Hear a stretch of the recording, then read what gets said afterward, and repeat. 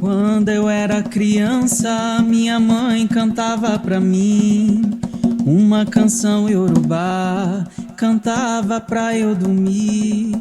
Uma canção muito linda que seu pai te ensinou, trazida da escravidão e cantada por seu avô. Era assim: Oromimá, Oromi maior, Oromi maior, Yabadoa yeo, Oromi ma, Oromi maior, Oromi maior, Yabadoa yeo,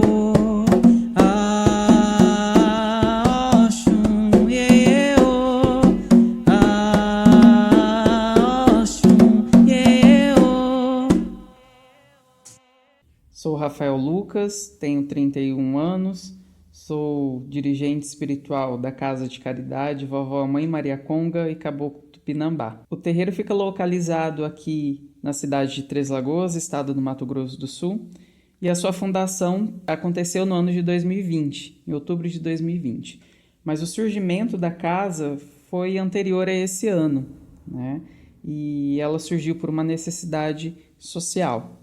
A Umbanda ela é uma religião genuinamente brasileira, ela congrega na sua essência, na sua formação, características do espiritismo, características do catolicismo e também de religiões de matriz africana como o candomblé. Na formação da Umbanda, eu costumo dizer que em um território existem escolas de Umbanda. Nós praticamos a nossa Umbanda, mas o vizinho pratica outra Umbanda, com outras especificidades, com outras características, mas a essência é a mesma, né? É o amor, é a fé, é a caridade a quem dela precisa. Nossa Umbanda aqui em Três Lagoas, o nosso terreiro, é o Molocô, né? Ela congrega na sua função ações do candomblé, né? Eu sou umbandista, mas também sou candomblecista. Então, uma coisa muito forte, muito marcante, são os atos para o orixá, né? Sem orixá não há vida, não há a nossa essência, não há o nosso direcionamento. Então, o orixá ele é o que zela por nós, o orixá ele conduz a nossa vida e a casa é conduzida por Oxum, né? Esse amor maternal, esse amor doce, mas também esse amor firme, né, que conduz os passos, não só para mim que sou dirigente da casa, mas para os filhos também, para os consulentes. Falar de terreiro em um território, em uma localidade, a gente tem que ter muito em mente qual que é a função, né? O que é esse espaço de sociabilidade, porque nós somos espaços de sociabilidade, né? O que nós exercemos, qual que é a nossa importância para uma realidade, né? Para um ambiente. O terreiro, aqui em Três Lagoas, a nossa Casa de Caridade, ela ficou localizado em um bairro que é considerado de alta vulnerabilidade social. Aí que entra a função de um terreiro, né? De uma casa de caridade igual a nossa. Não é só zelar pela questão material, porque quando a gente vê, né, ouve falar em uma casa de caridade, a gente pensa muito em assistencialismo, mas não é só, né? O nosso papel é conduzir, né, as pessoas para a evolução espiritual. Só que a nossa evolução espiritual, ela depende muito de outros fatores também. Nós vivemos em sociedade, né? A nossa vivência em sociedade, ela, para ter uma vivência saudável, leve, edificada, ela precisa estar sustentada com outros pilares da sociedade. Por exemplo, a educação, a saúde, principalmente a assistência social, o esporte, lazer. Por isso que o terreiro, em um território considerado de vulnerabilidade social, ele dá um impacto muito grande, né? E esse impacto ele tem que ser positivo. O nosso terreiro, ele atende vários públicos: mulher, criança, idoso, LGBT.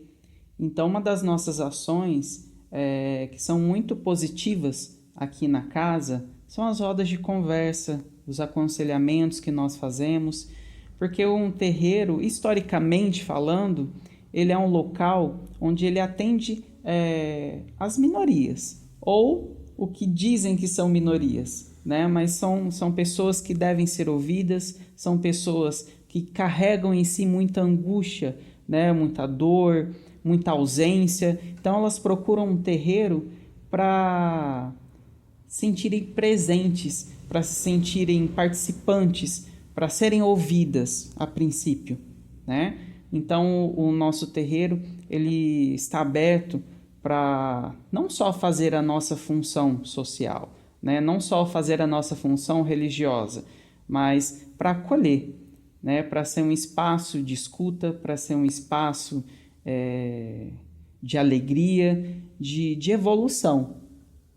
Então aqui muitas vezes a gente recebe mulheres, crianças, como eu disse, né, que estão com seus direitos já quase violados ou violados, e é dever do terreiro, né, é uma das funções do terreiro fazer essa condução, né, levar a rede, orientar, né, para que essa pessoa tenha uma vida, né, uma convivência digna, justa, mais fraterna.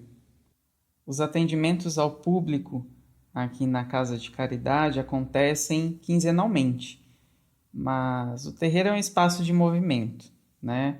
Então, durante a semana nós fazemos escutas, fazemos atendimento a todas as pessoas que necessitam, né, desse conforto, necessitam da nossa espiritualidade umbandista. As giras que acontecem aqui na nossa Casa de Caridade, né, sejam ela da linha de esquerda, sejam ela na linha da direita, para que elas aconteçam, há toda uma ritualística, né?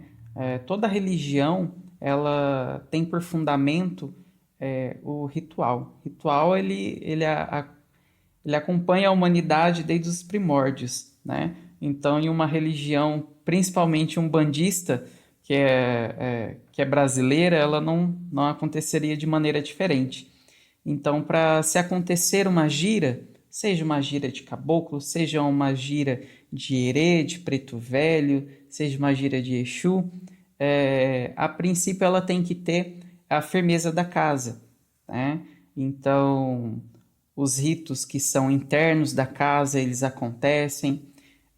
Depois a defumação, que é um momento muito, muito bonito, muito importante, né? Principalmente porque envolve a assistência, né? A consulência, que precisa, né, ter esse contato, precisa ter essa primeira limpeza espiritual, né? Para que assimile verdadeiramente, né, os conselhos que vão ser dados pelas entidades, né? E para que se sintam mais leves, para que se sintam mais conectados, né, com a ritualística da noite. Uma gira de Umbanda, ela é muito movimento, né? Então tem os cânticos, tem os louvores a orixá, as entidades, mas ela não se restringe, né? A ritualidade da Umbanda ela não se restringe somente à gira, né? Ela antecede muito esse movimento, né? Então, antes da gente receber uma orientação de uma entidade, né, a gente tem que ter em mente que para que isso aconteça, né, o desenvolvimento daquele médium, né, ele precisou ser feito, ele precisou ser realizado, né? O tempo que é algo muito sagrado para nós, né? Falando de ancestralidade, ele precisou ser obedecido, né? Falando um pouquinho da minha história, a minha tradição religiosa do meu nascimento é catolicismo, né? Cresci vendo a minha avó indo à missa, rezando o terço, como ela faz até hoje, né? E após um forte chamado, após um forte conhecimento da minha ancestralidade, da minha história, né? Porque eu quis pertencer, né? Eu quis abraçar a minha história que estava oculta, né? Que foi oculta. Então eu despertei, né? logo após a minha maioridade e fiz os meus ritos iniciáticos, né, em uma casa de Umbanda, que admiro muito, que tenho muito respeito por todos os zeladores que passaram na minha formação, né, para que hoje eu venha dirigir, conduzir nessa casa de caridade.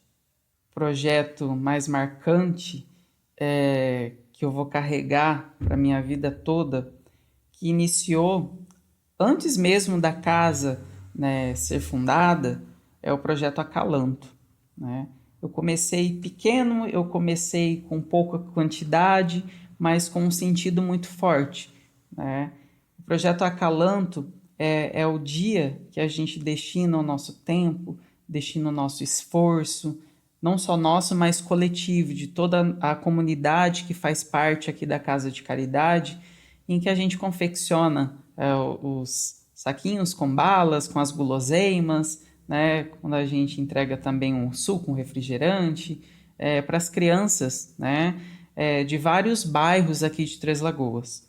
Ano passado, como desde 2020, né, tem sido desenvolvido esse projeto, e ele atingiu mais de 350 crianças. Então foram mais de 350 crianças que a gente enxergou a alegria, enxergou o brilho, né, no rostinho delas, a esperança. Né? Nós depositamos esperança, né? E é uma maneira da gente chamar a atenção a toda a comunidade, né? Falar, olha, as crianças estão aqui, elas precisam de ajuda, elas precisam de espaço, elas precisam de voz. Então, esse é um projeto que abraça a nossa casa abraça a comunidade, né? Não só como um dia, a gente queria desenvolver em mais dias, né? Mas é um dia só, mas ele tem uma grande movimentação de todos nós para mostrar que nós estamos aqui, né? Que nós escutamos os pequenos também. A nossa casa é uma casa de caridade, né? Para todos que dela precisam.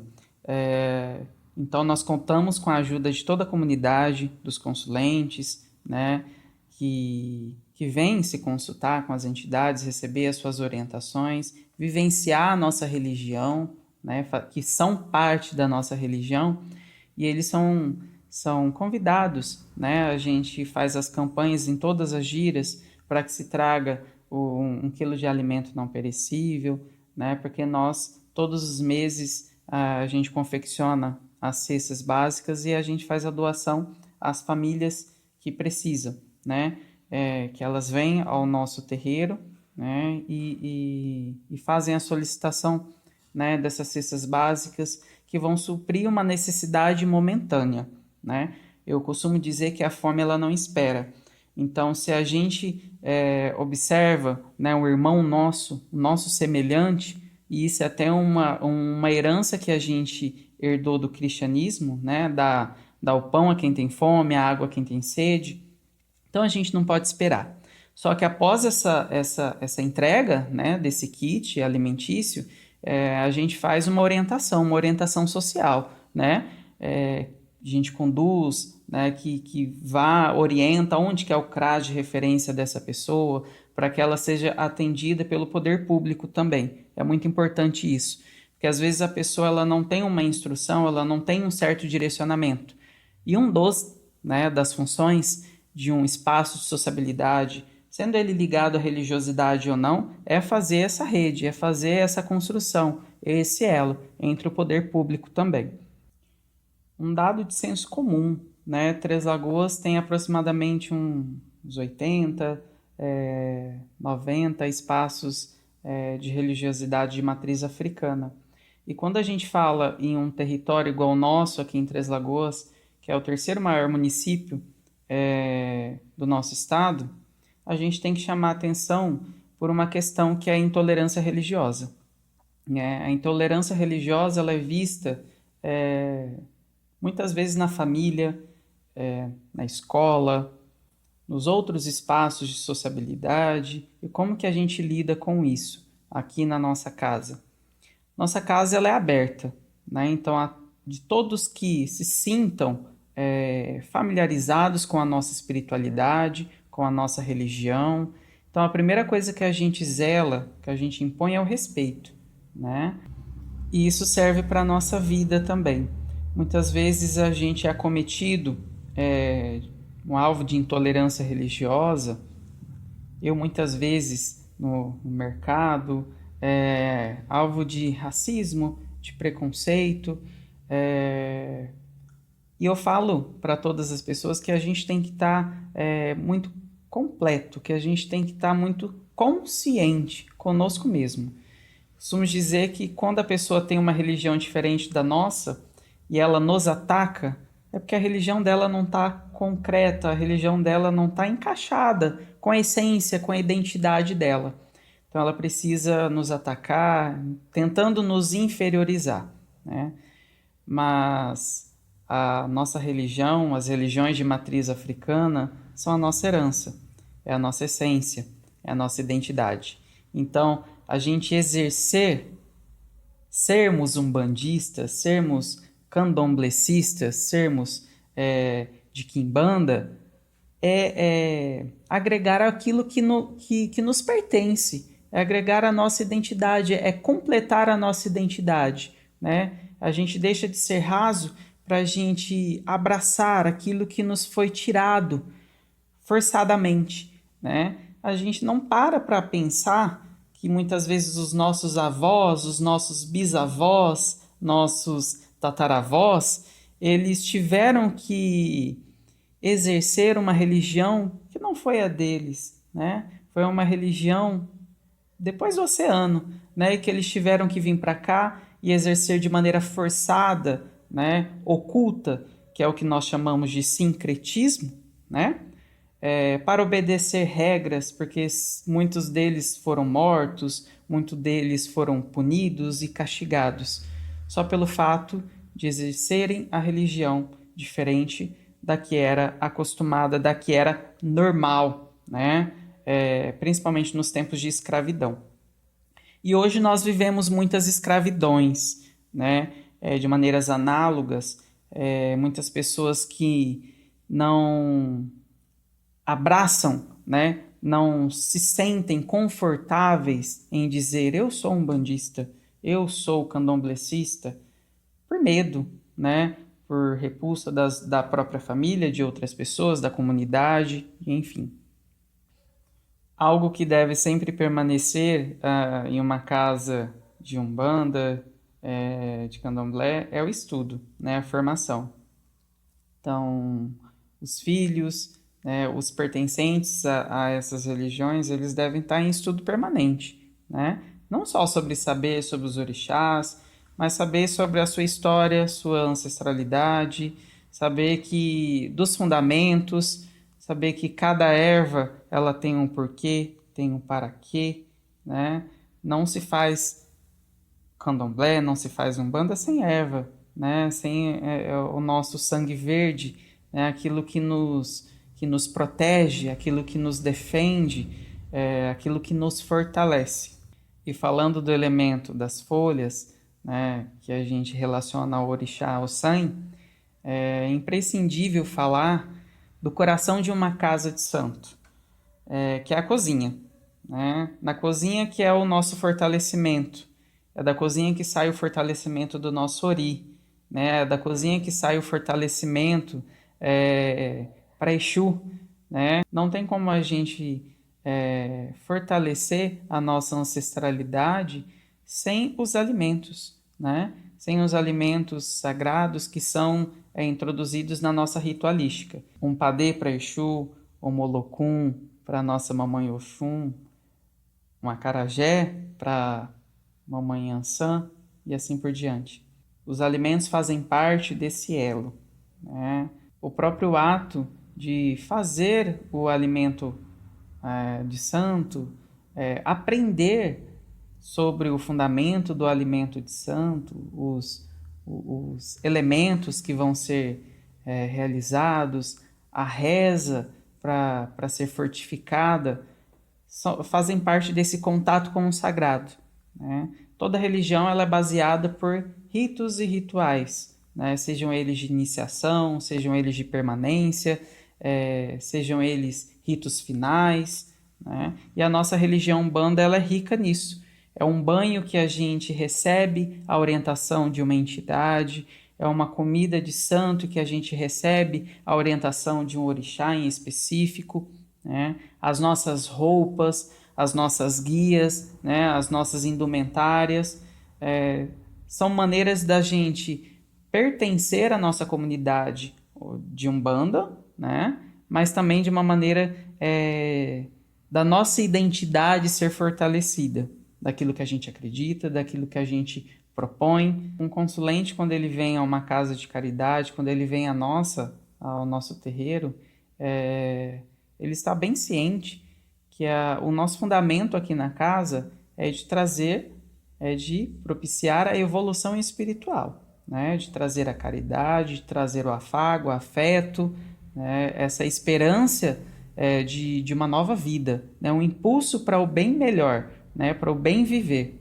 Então, aqui a nossa casa, tudo que se foge desses fundamentos, fogem da nossa essência, né? Então, as coisas que fazem mal ao nosso ori, fazem mal ao nosso corpo, ações, elas são vistas como maneiras da gente, de uma orientação para a gente mudar, né? Mudança de hábito. Nós da religião Umbanda, a gente não acredita em inferno, porque isso é uma construção cristã, né? A gente acredita sim na nossa evolução espiritual, né? Então, se a gente tem uma conduta, né? Se a gente tem um hábito que ele não faz bem para a gente primeiro e depois para a nossa vivência em comunidade, em sociedade, então ele tem que ser revisto. Oxum era muito bonita, dengosa e vaidosa, como o são geralmente as belas mulheres. Ela gostava de panos vistosos, marrafas de tartaruga e tinha, sobretudo, uma grande paixão pelas joias de cobre. Este metal era muito precioso antigamente, na terra dos Iorubás. Só uma mulher elegante possuía joias de cobre pesadas. Oxum era cliente dos comerciantes de cobre. Oxum lavava suas joias antes mesmo de lavar suas crianças. Entretanto, tem a reputação de ser uma boa mãe e atende às súplicas das mulheres que desejam ter filhos. Oxum foi a segunda mulher de Xangô. A primeira chamava-se Yansan e a terceira Obá. Oxum tem um humor caprichoso e mutável. Alguns dias, suas águas correm aprazíveis e calmas. Elas deslizam com graça, frescas e límpidas, entre as margens cobertas de brilhante vegetação.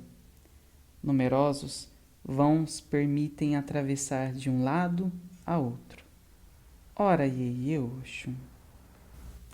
De onde você estiver vendo esse documentário, por onde eu caminhar, o orixá estará lá.